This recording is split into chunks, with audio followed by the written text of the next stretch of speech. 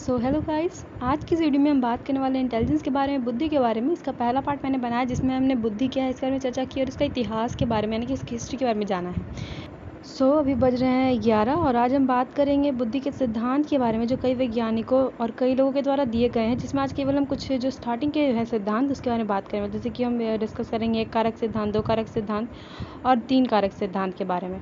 तो सबसे पहले हम शुरू करते हैं 1 कारक सिद्धांत यानी कि यूनिफैक्टर थ्योरी के द्वारा, जिसे अल्बर्ट बिनेट के द्वारा दिया गया।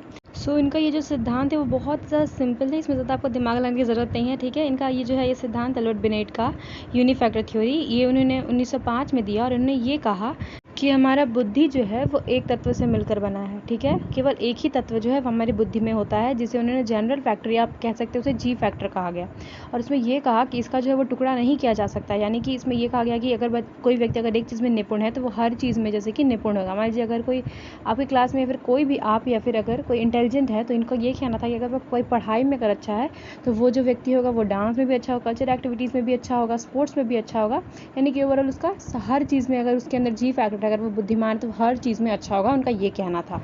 अल्बर्ट बिनेट के बारे में मैंने पहले भी थोड़ा सा पढ़ चुका है। फर्स्ट वीडियो में मैंने जैसे कि आपको बताया होगा, आपने देखा होगा तो कि उसमें जो है वो जो है फादर ऑफ इंटेलिजेंस टेस्ट भी इन्हें कहा जाता है, क्योंकि इन्होंने ही सबसे पहले बुद्धि को नापने का यानी कि मापने का जो है वो सबसे पहले जो है वो फार्मूला या कह सकते हैं किसी तरह नापा जाए वो इन्होंने दिया था।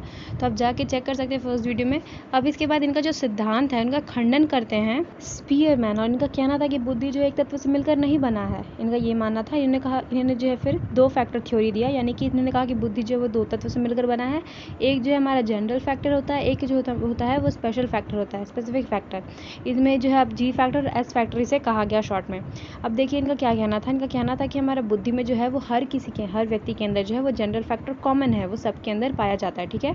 और ये कहा गया कि जनरल फैक्टर जो है वो हम लोग को हमें जन्म से ही मिलता है, यानी कि जी फैक्टर जो है वो जन्मजात होता है, ठीक है। और फिर एस फैक्टर की बात करें तो एस फैक्टर में इन्होंने कहा कि ये हमें अर्जित करना पड़ता है ट्रेनिंग के द्वारा, यानी कि ये जन्मजात नहीं होता, हमें अनुभव के द्वारा जीवन में या फिर ट्रेनिंग के द्वारा इसे हमें प्राप्त करना पड़ता है।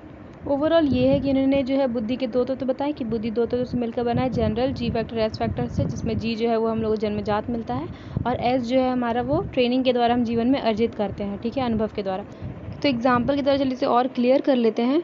तो एक सुधा चंद्रा आपने नाम सुना होगा, जैसे कि वो डांसर थी, तो वो जो इनका वो जो हो गया, अगर हम लोग जैसे कि हम लोग सब डांस करते हैं, ठीक है, तो हमारा ये जो है हम लोग बाराती डांस ही सही। तो फिर मान लीजिए हम डांस करते हैं तो वो हमारा क्या है, वो हमारा कॉमन फैक्टर यानी कि जनरल फैक्टर में आता है, ठीक है। लेकिन अगर हम सुधा चंद्रा की बात करें जो एक बहुत बड़ी मतलब कि कथक डांसर हैं, तो वो जो है वो एक टॉप डांसर है, तो उनका क्या हो गया, वो जो है वही स्पेशल फैक्टर हो गया।